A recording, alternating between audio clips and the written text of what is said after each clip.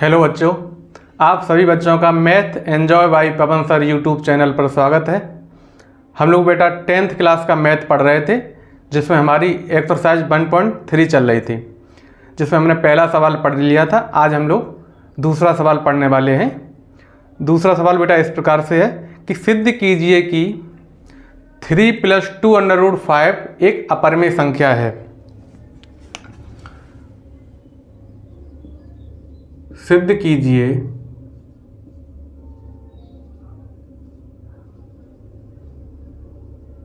कि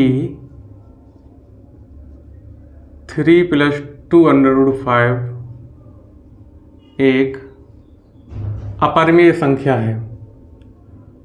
अपरिमेय संख्या है।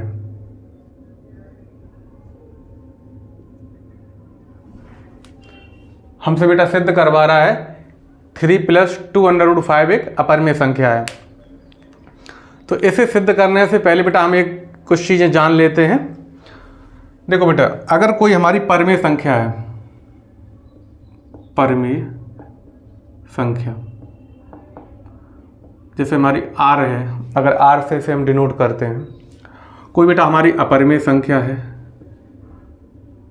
अपरिमेय संख्या जिसे हम S से डिनोट करते हैं। कोई हमारी परिमेय संख्या मान लो जिसे हमने R से दर्शाया है, कोई अपरिमेय संख्या जिसे हमने S से दर्शाया है। तो यहाँ आपको क्या ध्यान रखना है कि अगर इनका योग करें बेटा, किसी परिमेय संख्या और अपरिमेय संख्या का अगर जोड़ करें, योग करें हम, तो जो उत्तर आएगा बेटा वो एक अपरिमेय संख्या आएगा। क्या आएगा? अपरिमेय संख्या। अपरिमेय संख्या उत्तर आएगा। अपरिमेय, अपरिमेय संख्या। अच्छा, अगर हम घटाना करें बेटा, जैसे परिमेय संख्या में से अपरिमेय संख्या अगर घटाएं तो भी उत्तर क्या आएगा? अपरिमेय संख्या ही आएगा उत्तर। इसी प्रकार से अगर किसी परिमेय संख्या का गुणा करें हम बेटा अपरिमेय संख्या में, तो उत्तर क्या आएगा? अपरिमेय संख्या। लेकिन यहाँ ध्यान बेटा ये रखना है कि R का मान जो है वो 0 नहीं होना चाहिए।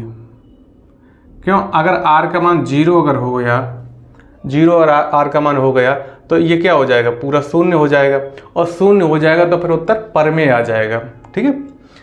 इसी प्रकार से अगर किसी परिमेय संख्या में अपरिमेय संख्या से भाग देते हैं तो उत्तर क्या आएगा? अपरिमेय संख्या। यहाँ पर भी जो है R का मान शून्य नहीं होना चाहिए। इन दो स्थितियों में जो है R का मान बेटा शून्य नहीं होना चाहिए। अगर R का मान शून्य हो गया तो हमारा उत्तर परिमेय संख्या आ जाएगा। हम लोगों ने क्या सीखा है? अगर किसी परिमेय संख्या का अपरिमेय संख्या में जोड़ कर दिया जाए तो उत्तर क्या आएगा? अपरिमेय संख्या। किसी परिमेय संख्या में से अपरिमेय संख्या को घटाया जाए तो उत्तर क्या आएगा? अपरिमेय संख्या। किसी परिमेय संख्या में अपरिमेय संख्या से गुणा कर दिया जाए बेटा तो उत्तर क्या आएगा? अपरिमेय संख्या। किसी परिमेय संख्या में अपरिमेय संख्या से अगर भाग कर दिया जाए तो उत्तर क्या आएगा? अपरिमेय संख्या। लेकिन इन स्थितियों में, इन दो स्थितियों में जो है R का मान शून्य नहीं होना चाहिए। अगर R का मान हमने यहाँ 0 रख दिया तो गुणनफल क्या हो जाएगा? 0, जो कि एक अपरिमेय संख्या है। 0 के नीचे हम अगर 1 लिख दें बेटा तो ये क्या? जो कि एक परिमेय संख्या है, अपरिमेय नहीं। ये क्या है? एक परिमेय संख्या है। अगर R/S परिमेय संख्या बटे अपरिमेय संख्या है तब भी उत्तर क्या आएगा? अपरिमेय संख्या। यहाँ पर भी R का मान जो है शून्य नहीं होना चाहिए, अन्यथा उत्तर क्या आ जाएगा? एक परिमेय संख्या आ जाएगा। तो ये बातें इस सवाल को करने से पहले बेटा हमें जाननी थोड़ी ज़रूरी थी। चलो अब हम इस सवाल को करेंगे। हमारा सवाल क्या है कि सिद्ध कीजिए कि 3 + 2√5 एक अपरिमेय संख्या है। तो हमने जो बेटा इससे पिछला सवाल किया था, सवाल नंबर 1 किया था, उसमें हमने क्या किया था? हमने जो विधि लगाई थी उस विधि का नाम है विरोधोक्ति विधि, कंट्राडिक्शन मेथड। उसमें हम क्या करते हैं, जो हमें दी होती है उसका हम विलोम मान लेते हैं, उसका उल्टा मान लेते हैं। इसे हम परिमेय संख्या मान लेंगे, जैसा कि हमने पिछले सवाल में भी माना था। तो इसका सॉल्यूशन बेटा हम लोग करेंगे। माना 3 + 2√5 एक परिमेय संख्या है बेटा। क्या है? एक परिमेय संख्या है। अच्छा, अगर बेटा ये परिमेय संख्या है तो इसे हम P/Q के रूप में लिख सकते हैं, क्योंकि हम जानते हैं कि परिमेय संख्याओं को जो है P/Q के रूप में लिखा जा सकता है। तो हम लिख लेंगे 3 + 2√5, इसलिए 3 + 2√5 बराबर हमारा हो जाएगा A/B। यहाँ पर A और B क्या है बेटा? A व B हैं सहभाज्य संख्याएं, ऐसी संख्याएं जिनके बीच जो HCF है वो 1 होता है। ठीक है, यहाँ A और B क्या है? A व B सहअभाज्य संख्याएं हैं, सहअभाज्य संख्याएं हैं।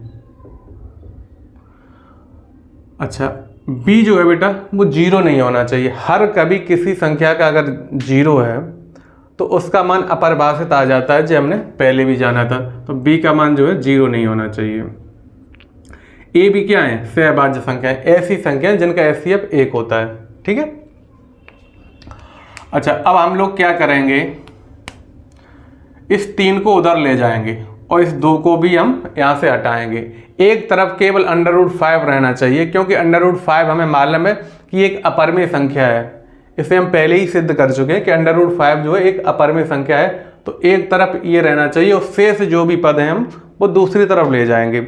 ले जाने का तरीका आप लोग जानते ही होंगे। अगर इधर जुड़ रहा है तो उधर जाके घटेगा, इधर अगर घट रहा है तो दूसरी तरफ जाके जुड़ेगा, अगर इधर गुणा हो रहा है तो दूसरी तरफ जाके भाग होगा, अगर इधर भाग हो रहा है तो दूसरी तरफ जाके गुणा हो जाएगा। तो 3 को बेटा जब हम उधर ले जाएंगे तो हमारा ये क्या हो जाएगा? A/B -3। ठीक है, A/B -3। इस 3 के नीचे बेटा हम 1 लिख सकते हैं। क्या लिख सकते हैं? 1। यहाँ अगर एलसीएम लेंगे तो कितना आ जाएगा?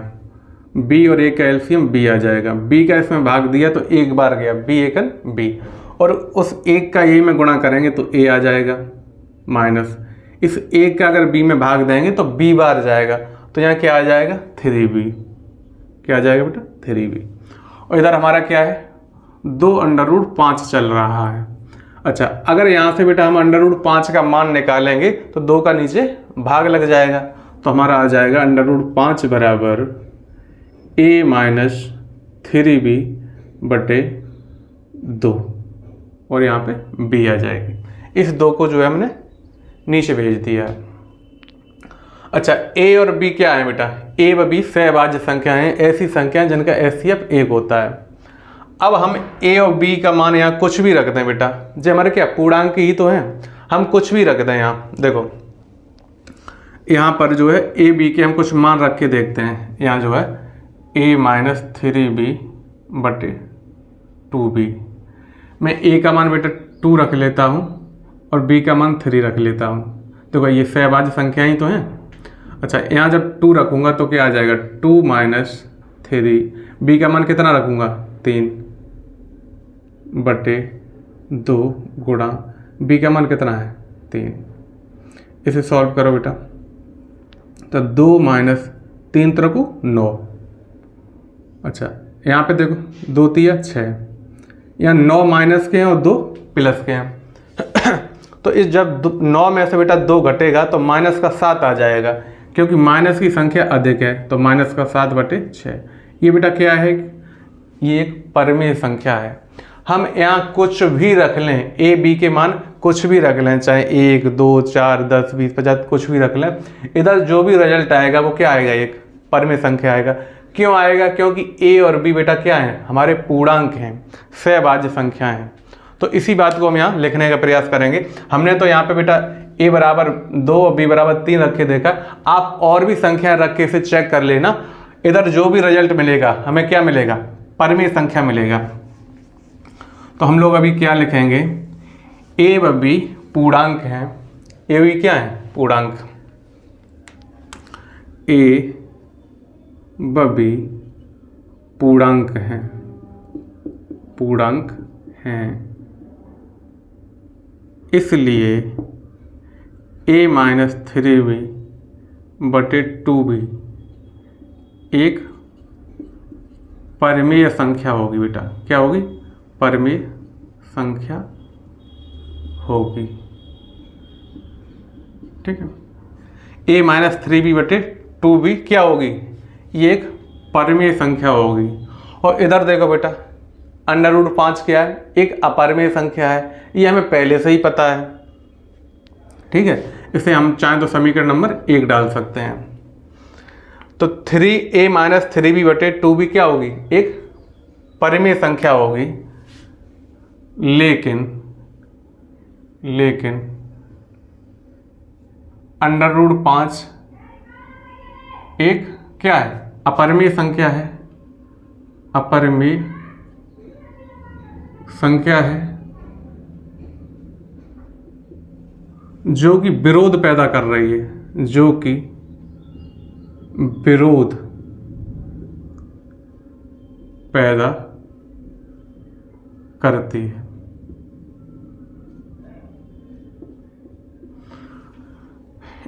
ऐसा कभी आपने देखा है?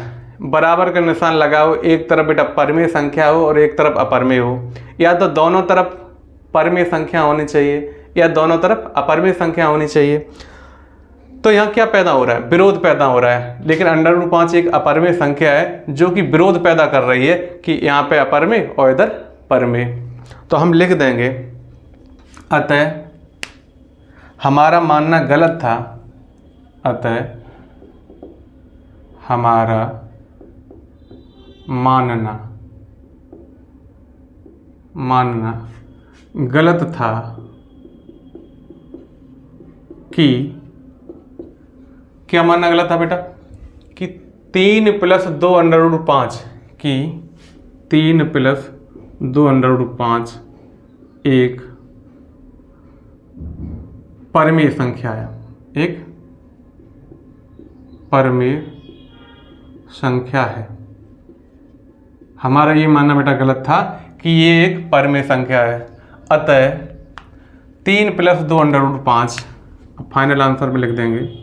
अतः 3 + 2 √5 एक अपरिमेय संख्या है। अपरिमेय संख्या है।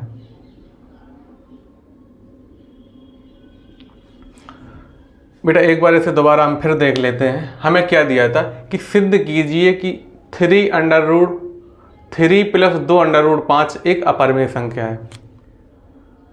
अच्छा, हमने क्या किया? इसका उल्टा मान लिया। हमने माना 3 + 2 √5 एक परिमेय संख्या है।